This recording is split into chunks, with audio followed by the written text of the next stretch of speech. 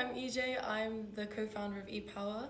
We're a startup that is developing a smartwatch application that can automatically detect when a woman walking alone is being attacked, and then it responds instantaneously. I had the inspiration for the idea when I was in my second year and I came back from placement. So it was the first time living in the city, and I was living with people who I was friends with, but we didn't necessarily do all the same things at night, so we had different commitments, and it meant that I often had to make complicated arrangements to avoid walking alone, either asking someone to walk with me or paying for an Uber, which isn't ideal on a student budget, or figure out who was living near me who was also going to the same place. And it became really inconvenient, and I often had to miss out on things, and so that started to really frustrate me. And then I had the idea when I was watching an Apple keynote speech when they were talking about the new features for the Apple Watch and how it can detect heart attacks. And I thought that was amazing because it saved people's lives. It could detect if they were being attacked, if they were having a heart attack, it could detect if they fell, and then it would automatically call the emergency services and an emergency contact. So I thought, well, if a smartwatch can do that, maybe it can detect physical attack. So that's where the idea came from.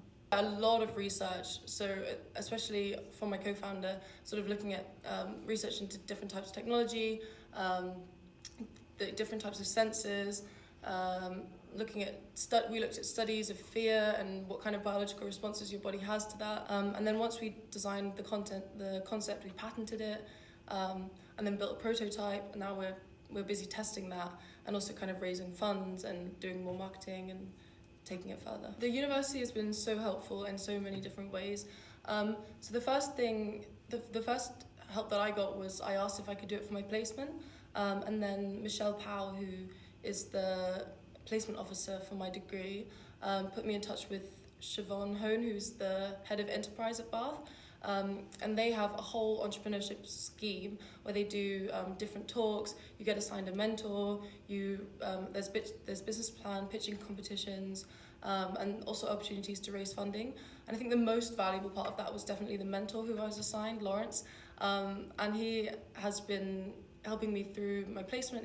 He's helping me now with my dissertation, and he's kind of an in-house mentor for the university, so I think anyone definitely get involved with that, and then being able to do that for my placement was really helpful, and that was what the School of Management helped me with. And now also I've been able to do it as my dissertation or my final year project, which means I can balance it with my degree. Pretty much every aspect of my degree has been helpful because it's business, so business law, management accounting, statistics has been really helpful because we're trying to make sure that we're building an accurate prototype and we're using artificial intelligence, so that has a lot of statistical element to it. Marketing, very useful, and also having the network of lecturers and alumni to talk to, so I've been able to reach out to certain lecturers to ask questions about different problems, like maybe with strategy, or when we were looking into patenting it, then I was able to ask about kind of legal issues and how to protect the intellectual property.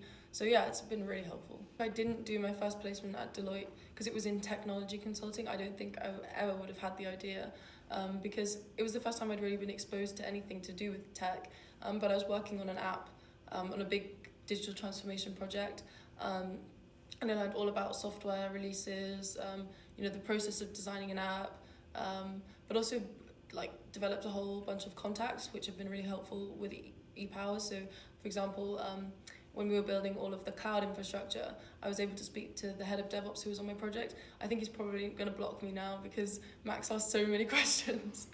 But it was really helpful. I want the initial version of Epowar and the first few versions of Epowar to be a women's safety product that's kind of sold directly to women who are using it.